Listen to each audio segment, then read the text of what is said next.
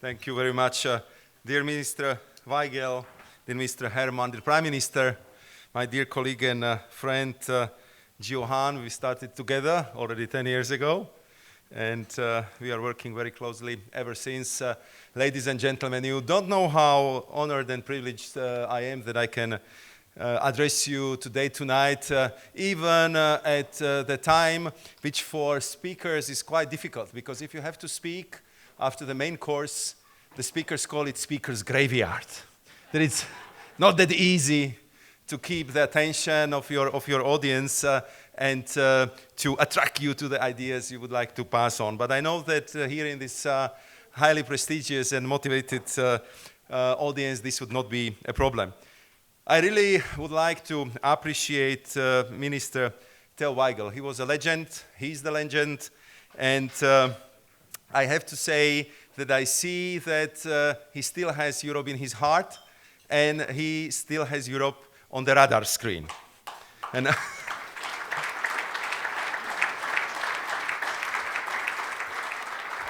And this is very much appreciated. I really would like to thank also Minister Herman, not only for his global overview, to which I would connect in a second, but also about the story of his 4 sisters. I have 3 children, and you can imagine the first one is dating Frenchman as well. The second one, Irishman, and my son is dating Italian. So you can imagine our family reunion. So it's a really European family. And I think that all previous speakers make very clearly one point, that not only the world, but Europe as well is going through unprecedented changes, and that we see these changes within and outside of our border. And I think this brings certain anxiety among our people, not only because of these dramatic changes, but also because we are still looking for the answers. How can we deal with them? What we can do about them? And I think that for us Europeans, it's especially challenging because we are very proud of our societies, our democracy, our traditions, our way of life, and how we adopt the decision. And especially if it comes to the democratic development, somebody as myself from Eastern Europe who still very vividly remembers how was it behind the Iron Curtain, how was it to look to our Austrian neighbors across the Danube through the barbed wire. I can tell you that Europe made tremendous progress, and that without the European Union, the Central and Eastern Europe would never be so successful, so developed, and such a dynamic part of Europe. And for that, I really personally would like to thank you, because I know that Germany was always very, very strong supporter of the enlargement, of getting us back into the family. I think that if we look at the key parameters, I think Klaus Regling described them very well. And I think that it's a good starting point upon which we have to build, because currently we can say, I'm sure that to a great extent, thanks to enormous effort and work of Klaus, we have very stable GDP growth of over or at average 2% in the recent years, and we have 27 quarters of consecutive growth. Since that dramatic crisis, we created in EU 27 14.5 million jobs, and this all is a very good news. But at the same time, we feel that we are still somehow scrabbling how to adapt in the face of these emerging challenges. And again, they've been referred to at several interventions, be it climate change, be it digital transformation, or these new geopolitics which are really transforming the way how we see our allies, our partners, how we feel safe or insecure, how we feel in our neighborhood. And I think that all these challenges are global in the nature, but I think that without Europe it would be very difficult to solve them. I think that never before the world needed Europe to be a global player more than now. World simply needs a player who is decent. Europe who is ready to help the weaker. Who is Europe which is ready to respect the rules. tackling climate change and really is looking always for the peaceful solutions. In the today volatile world, when we see that again the power politics made it back to the global level, I think the world is in the need of Europe, and we have to do our utmost to make sure that we can play the role.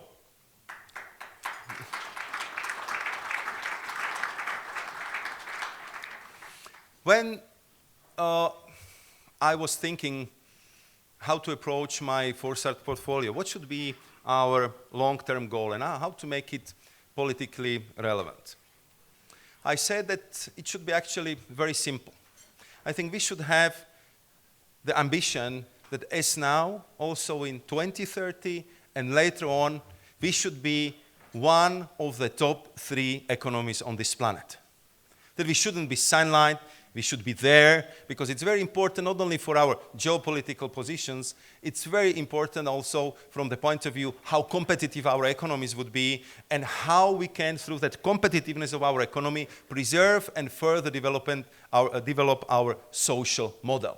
That's the logic, that's the task, and therefore we have to do our utmost to make sure that now, in 10 years, and after that, for many, many further decades, we would be on that podium together, most probably with the US and China, fighting for our corner and showing to the world that there are other ways how you can be governed, there are other ways how you can be successful. But of course, today, what we have to deal with is this twin revolution. I think that climate change is now undoubtedly number 1 issue which is debated everywhere. And a few weeks ago I was at Davos, and it was quite striking to see that the World Economic Forum was not only debating the climate change at length, but all the long-term risk and analytical reports which have been presented there have seen the climate change or failure to deal with it as a number 1 long-term risk by impact and number 2 by the likelihood. So now it's not only, I would say, the issue of the young people, but I think business leaders, political leaders, everybody realized that we really have to deal with this climate urgency.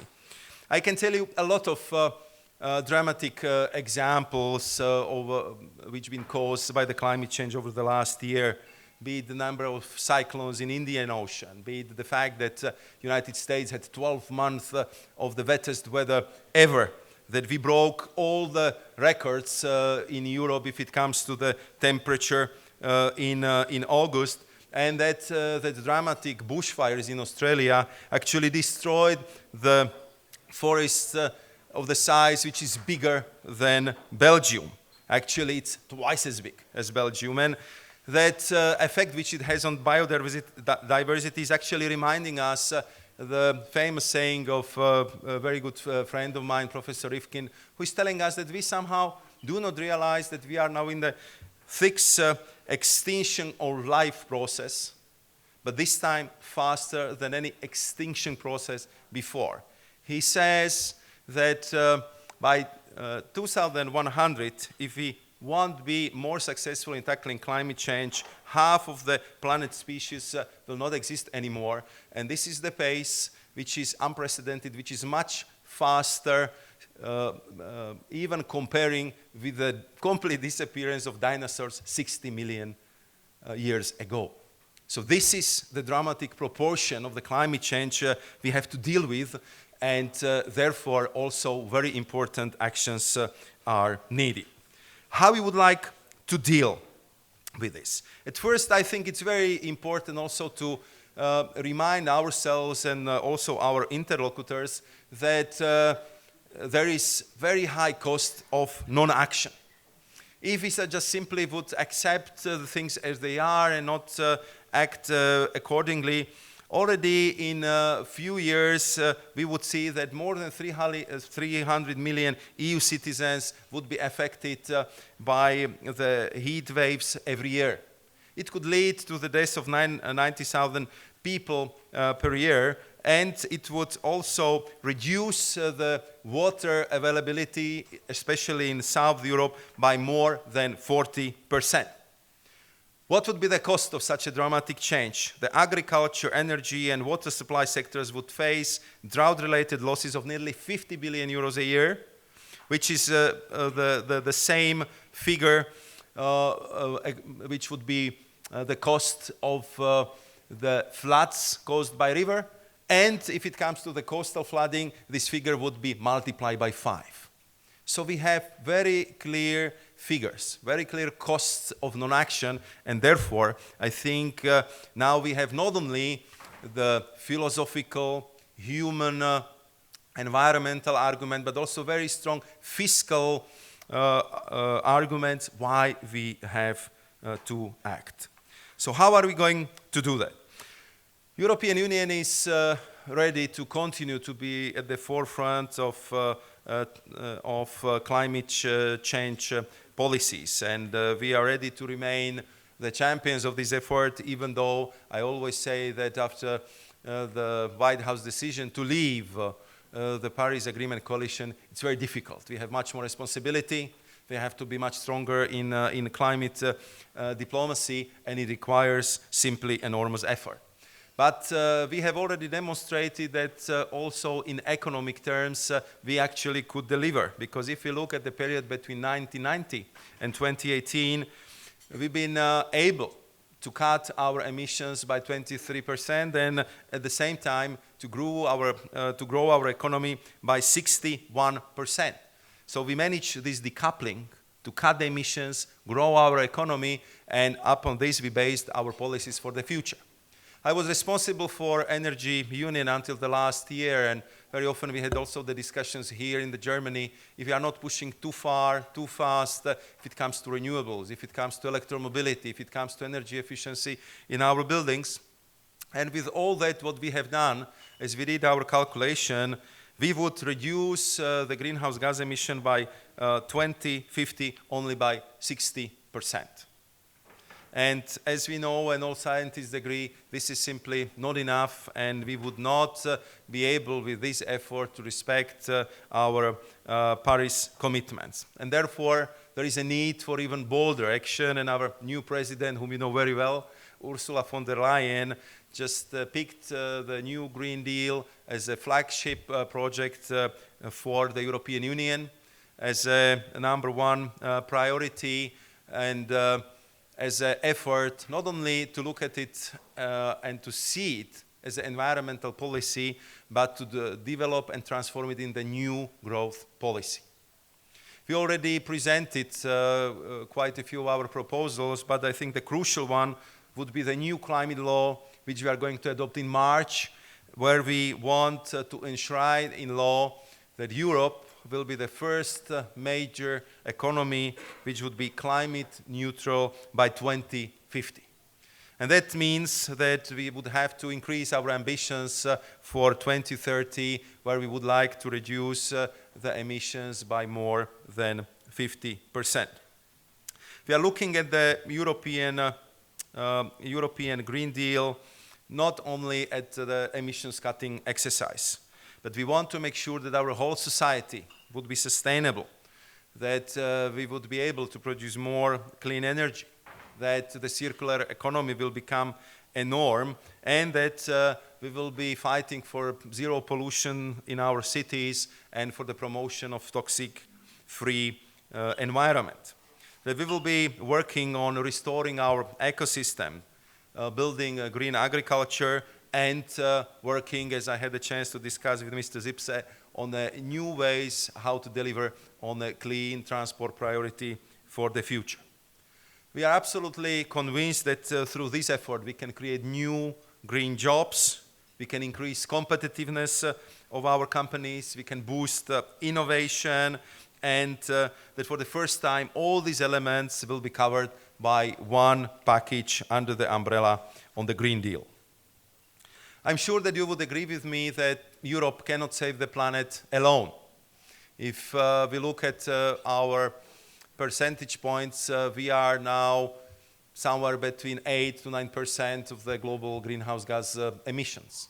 So even if we stop any human activity right now, we would just reduce the global emissions just by these percentage points. And that would not definitely save the planet.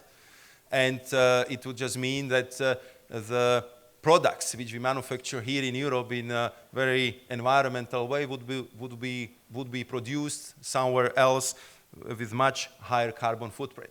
So we just simply have to be very active in diplomacy, in development aid, in our foreign policy to make sure that technologies which we are developing in Europe would be used at greater scale, for example, in India. That we would also aim our development assistance towards African countries in a way which would promote the clean energy, renewables, and much more efficient solutions for their development. That we would be working very closely in China, that they would not only introduce the emission trading scheme as we have in Europe, but that would be actually the system which would be very comparable to ours. So we can really see what kind of footprint the Chinese products have and what kind of footprint the European carbon products have. And these are some of the ideas with which we will be working and developing further so we can present them at the Climate COP26 conference in Glasgow. Europe was so successful economically because Europe is traditional industry-driven economy. And I think you are, most of you from Germany, I'm from Slovakia, where we have well over 20% of our GDP created in industry. And therefore, we know how industry is important for our economy, how crucial industry was when we've been going through difficult financial crisis, and how important it is to preserve, maintain the competitiveness of this very important part of our economy and society. And therefore, I fully understand all of you, and I'm on your side if it comes to all the worries about carbon leakage. We just simply cannot tolerate and accept the high-quality companies which produce steel, aluminium, cement, the best cars on this planet would be just simply threatened by the carbon leakage because we wouldn't manage the system well, and the environment in which these companies are working simply would not be competitive enough. Therefore, we've been looking at different options how to marry these higher climate ambitions with the clear strategic decisions to be very competitive if it comes to our industry. And I see only two answers to this challenge. The first one is that we should look at the products of the countries or coming from the countries where they have systems comparable to our ETS as the products where we can talk about level playing field. But then, of course, we have a lot of countries on this planet which do not have such a system installed. And in that case, our industry is in a very difficult situation because we force them to produce clean, and then through public procurement very often we just purchase the products with much higher carbon footprint than the products which are manufactured in Europe. And that's simply not fair. That in the long term is not sustainable.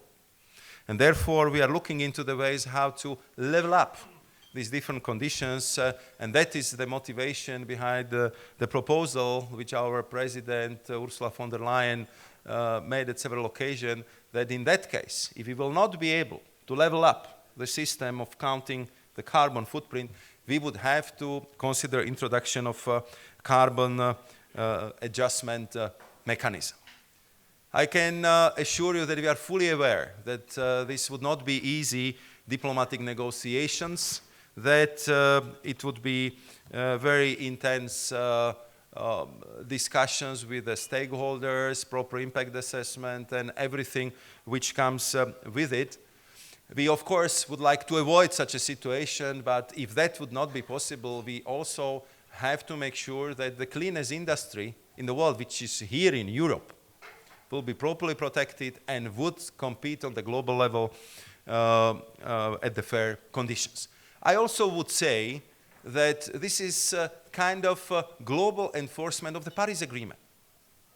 We all signed it. We all undertake the commitment, we would respect it, and therefore I think we have to abide by it, and therefore Europe in this case would have to be very, very assertive in that respect. Another big challenge which is ahead of us concerns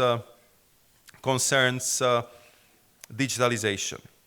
I think here, which is, I would say, the second leg of this very big twin revolution, where we have to manage the challenge of green growth and digitalization, and we know how important this would be for the coming decades. I think that if we look at this challenge, we see that so-called Internet of not think, but Internet of everything very clearly determine how our economic success will look like in the future. The ever more digital technology would be increasingly intertwined with emerging technologies. And of course, there is a lot of opportunities, there is a lot of attraction in these technologies, but we are all fully aware that there is also a lot of downsides, and that malicious actors already today can influence elections, can organize terrorist attacks, or can simply steal the enormous amount of data. So therefore, we have to make sure that once using and promoting these technologies, that we would present the vision which is safe, which is good for the future. Therefore, the European Union will have to be very vigilant and very precise in what we want to achieve in the areas like data, artificial intelligence, 5 and 6G, and how to combine them with all our ambitions in the green technology. We are going to adopt the new digital strategy next week, and we want to do it in a way that it would benefit all citizens, and at the same time it would boost European technological sovereignty and leadership in global digital value chains. We want to pay a lot of attention to so-called data sovereignty, because we know that data is the fuel of 21st century, and just we have to make sure that we would have a proper management of them, and that we can create common European data spaces. We are working currently on the white paper of artificial intelligence, which is, of course, the big topic which has all the aspects of today's challenges, from ethical to technical, down to the security elements, which all have to be taken care of in very appropriate way. I think that if I would proceed to my last point, all this would lead to that original question I put on the table. Where Europe want to go? What kind of Europe do we want to build? And I was listening very carefully to Mr. Weigel when he said that what the Europeans need are also projects of success, project of vivid imagination. He referred to the Airbus, and it was my motivation when I started to work on the Airbus of batteries. Because I realized that if we want to work together as Europeans, if we want to put together the best companies, best minds, best researchers, and if we want not to provide appropriate financial support for this effort, very soon we will be not importing only batteries from Asia, but before we can realize it, we will be importing not only electric buses, but electric cars from Asia as well. And therefore, I'm so glad that we as a Europeans started to work together under the European Battery Alliance and simply demonstrated that we are not giving up, that we want to capture as much as possible from this big cake of 250 billion euros per year in the battery sector already as of 2025. That we want to make sure that Europeans will produce not only the best, but in this case, cleanest cars on this planet. And I know that we can do it, and that we would remain highly competitive in this segment. And I hope that this blueprint for the strategic industrial policy would help us to tackle other technological domains where we have to be strong, be it artificial intelligence, I was referring to robotizations, biotech, and other areas where we clearly know that we have to be strong if we want to make sure that we will be among the top 3 in the planetary comparison among the biggest among the biggest world economies.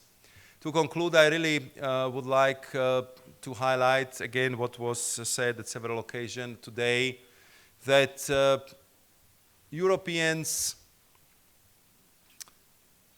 are very strong when they are working together, when they are promoting each other, when we work as a team. I think that in that case we are really in a position that we can be competitive with any other economy on this planet. And I'm sure that we will realize that in the coming decade, because as I said, this would be very decisive for defining the place of Europe in the world. And I know how important role that Germany is playing in forging this European unity, in making Europe strong, and we already now are looking forward to the German presidency, and I really would like to thank you for all your European commitment and for all the great work which I'm sure together we will do for the benefit of Europe and our citizens. Thank you very much.